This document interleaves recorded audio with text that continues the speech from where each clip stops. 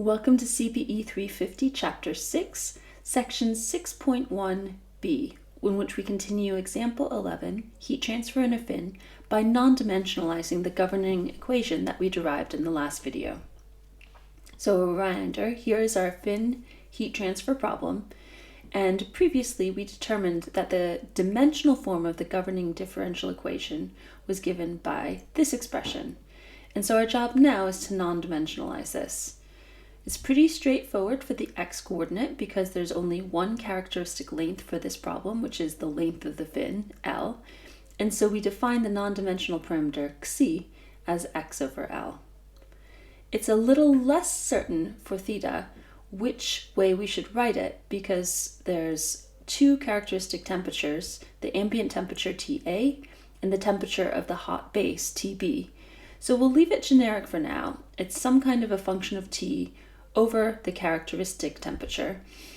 So it's going to be either T minus TA in the numerator or T minus TB in the numerator. And we'll decide a little bit later which one makes more sense. Our first step is to expand the derivative dt squared dx squared.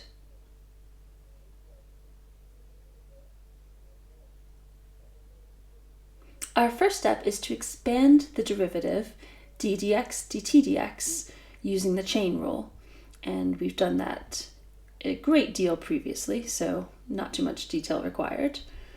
What we do end up with are three terms that still contain real dimensioned variables, either x or t in them, and we're going to need to use our non-dimensional parameters to solve for those expressions and substitute into them in order to non-dimensionalize this derivative. So for the xi parameter, we implicitly differentiate it, and we get that t d xi dx is 1 over L. That's very straightforward. For the theta parameter, we can implicitly differentiate that.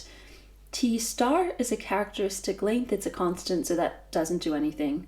But f of t is a function of temperature, so we need to differentiate df dt to implicitly differentiate. And then we can solve for dt d theta, and we get a slightly unwieldy expression which involves the inverse of the derivative of f with respect to t, but it will tidy up later. And so we can plug that into the governing, or the expansion of the second derivative. And when we do that, we get a bit of algebra that simplifies into a lump of things that look like constants. We don't know about the df dt, and the second derivative of theta with respect to xi. So we can plug this into our governing equation and just have a look at where we're going.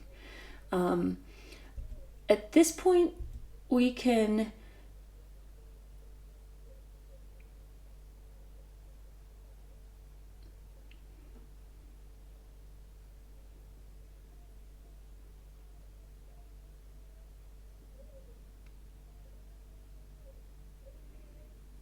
if we divide both sides of the equation by t star over L squared, we can isolate the derivative.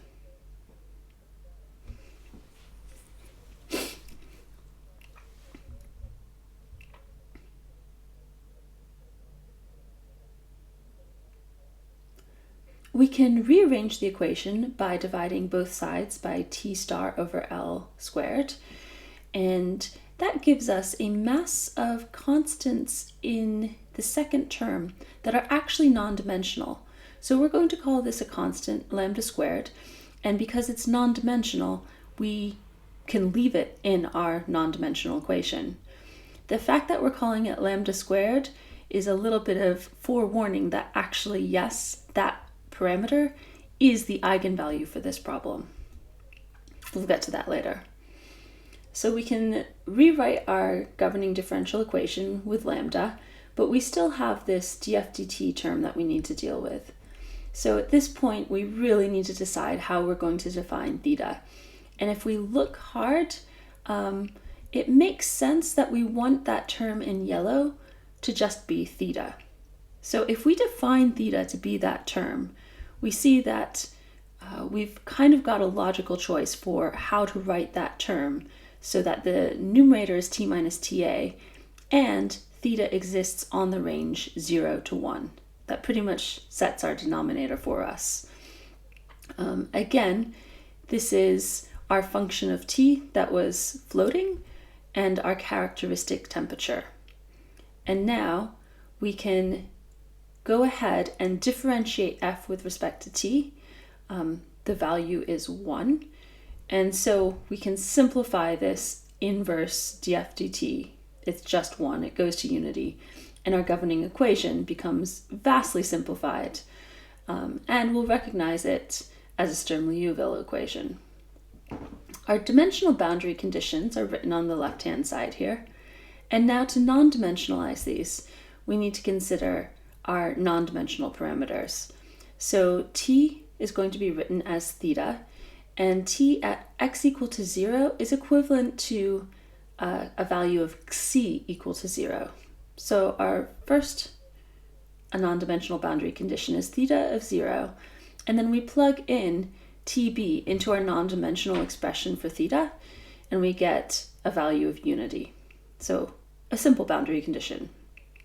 Our second boundary condition is the Neumann boundary condition, and to make sense of this one, we're going to have to expand that derivative dt dx using the chain rule to introduce the non-dimensional parameters. At a position of x equal to L, xc has the value of 1, and so that's what the subscript is telling us, that we're defining this chain rule derivative at a value of xc equal to 1. And all of this is equal to 0.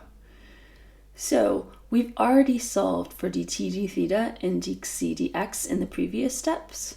And as a reminder, the numerator is dt d theta, the denominator there is dxc dx. And so we've got a slightly simplified expression for our Neumann boundary condition. And actually we can just divide both sides by the variable that contains constants, and we get quite simply that d theta dxc at xc equal to 1 is 0. And so at this point we're fully non-dimensionalized and we're ready to solve this equation in the next video. Thank you.